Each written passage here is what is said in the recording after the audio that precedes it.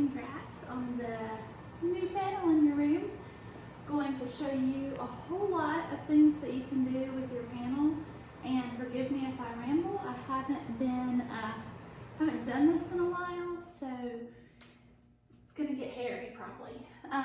So one thing we want to really make sure we know is that this power button right here, if you lightly tap it to turn it off, it's not actually all the way off. You have to hold it, and then a pop-up will come onto your panel where it will ask you if you want to power it down, and you need to confirm on the panel before it actually shuts all the way down. Just pressing the button lightly when your panel is on puts it in sleep mode, and so please make sure that you power off your panel when you're not using it. So to power it on, you press the on button, the power button, and then we'll take a look at several of these buttons down here on the corner. You have some USB ports here, and you also have some USB ports on the back part where the Chrome box is connected, and we'll talk a little bit more about the Chrome box in a few. So next to the power button is a little button that looks like a house, and that's how you get home to the actual panel. And then there's a curvy arrow pointing backwards. Then next to that there's a little settings wheel, and that is how you get to all of your different inputs. Let's talk about inputs for a second. So I'm gonna press that button. And, I should start off by saying that all the panels are just a little bit different depending on when we purchase them. So if something I do or say doesn't make sense with your panel, it may be that yours is a slightly different version. And so just message me if you need to know something different about your panel not matching what I'm doing. But so when I press the settings wheel, I have options to choose from. Okay, the view board is the panel itself. Okay, and then one of your HDMI ports will be your Chrome box that comes with your panel that's attached. A Chrome box is a mini computer. So anything that you can do on your CPU in your classroom, anything you can do on your desktop or laptop, you can do up here on your Chrome box. And so that'll be one of your HDMI settings, usually number one. Your VGA, some of you have the cool feature of having your computer in your room connected to your panel, to the touch part of your panel, which is really cool, and that'll be your VGA, but we won't get to that just yet because not everyone has that feature. Okay, so let's just say that you want to do some things on your view board right now, okay? And so we'll click the view board option, and then we'll touch the panel, and now we're looking at what you can do on your panel. You have a whiteboard, and you have a VCast receiver. So if you want something from your computer or your laptop put up here on display, then you would choose the VCast receiver. And then you click here. Now if you haven't done this before, this is only for people who have never done this yet on their panel, their new panel. You tap here for first use, and it gives you the directions for going to your computer. You go to this web address right here, it tells you the exact address. And then once you get there, you're going to, let's see if I can remember. I just did this in a classroom today. When you get to this web address, it asks you for your service provider and some other things. You want to look for a Windows 10. It's going to ask you at some point to download and install, and you'll want to do that. And then it will ask you for, once you have the VCast sender downloaded to your computer, then when you open up VCast receiver, it will give you a code. Okay, your computer is going to ask you for this code. You'll type that in, and then whatever you have on your computer will be up here on your panel. Now, for those of you not connected VGA, with a VGA port, you won't be able to touch what's on the panel from your computer. You'll have to manipulate everything from your computer with the mouse and the keyboard, which is a big reason why your mouse and keyboard, your wireless one, will come in handy. And then your mouse and wireless keyboard, the little USB port, to operate on this input on the panel itself, you'll need it plugged into one of these USB ports. Now in my room, I don't, excuse me, I don't use these USB ports because I don't use my wireless mouse and keyboard for the panel. I use it for my Chromebox. And so if you want to use your wireless keyboard and mouse with your Chromebox, then you'll need to come back here and plug it into your Chromebox USB port. And I'll show you, I'll zoom in and show you that in just a minute. Okay, so we'll close this and we'll exit here. That's not what I wanted. Okay, let's go back to the home button. Home takes me back here to my panel. Okay, the whiteboard, my view board is really cool. You'll want to use your Google address. You need to go ahead and log into my view board on the computer and set yourself up with a username. Use your sign in, use Google sign in for that. And then when you come here, you may have to install an update. And this, it's way more than just a whiteboard. You can cast images and videos from a student computer or a teacher computer to here. And you can import images and files from your Google Drive up here. There are tons of options across the board. This is my view board. Here you would sign in if you have anything that you've created that you want to be able to open. So I'm not going to do that today. I'm just going to show you some features. So obviously there's a pen. You can change the colors. You can use the pen that's attached to your board. They're magnetic. Just a note, I would not use this tip. I don't know if you can see, but it's pointy and hard. And I have seen where they have scratched up some other panels. The surface of the panel has been scratched by the pen.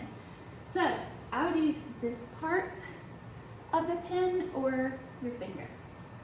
And so you can choose your color, your thickness, the transparency of it. You can choose the highlighter tool or that. You can choose a shape tool, which is pretty cool. You can choose trees, and then everywhere you touch, there will be a tree.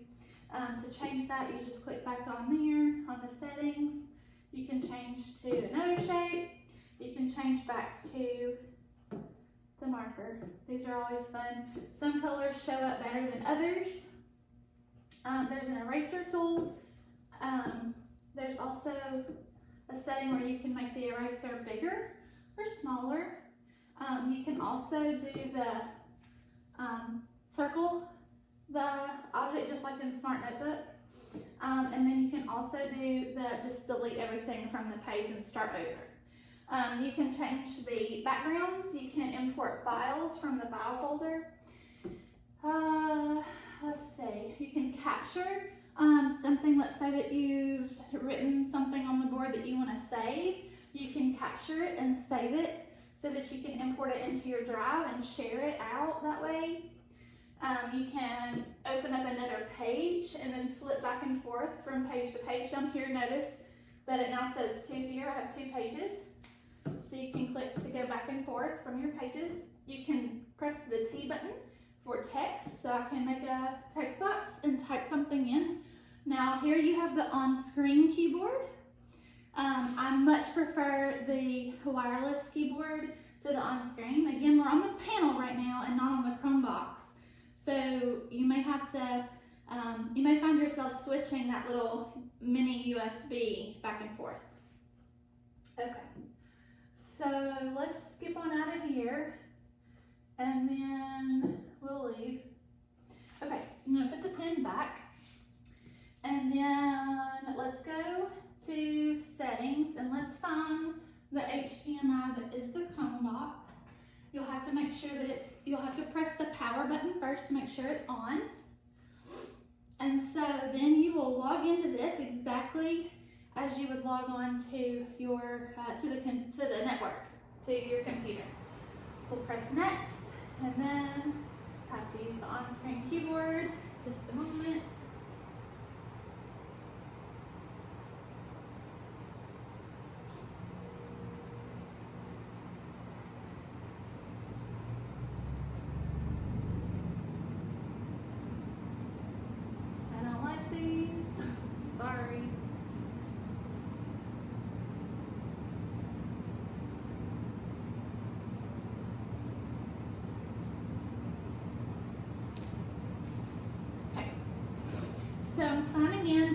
up to the network. And then the first time that you log on, you probably are going to, Matt says you'll want to change some of your panel, some of your screen settings. So this is very tiny. I don't know if you can see it from way far away, but the options are small. The resolution is tight right now. So I wanted to point out the little arrow over here. Your home button and your view board and your highlighter tool are always available no matter what input you're on. So that's pretty handy, and we'll look more at that in just a minute. But down here, let's go to your settings so that we can change the appearance and we can zoom in a little bit. We'll go up here to, hold on, let me find it. I don't know.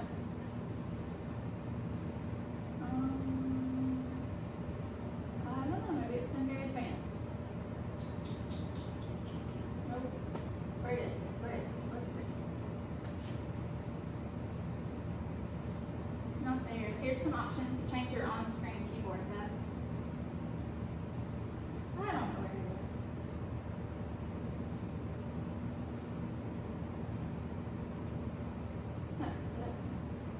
is. Display, there it is. So under device and then display, and you'll want to change your, maybe not quite that large.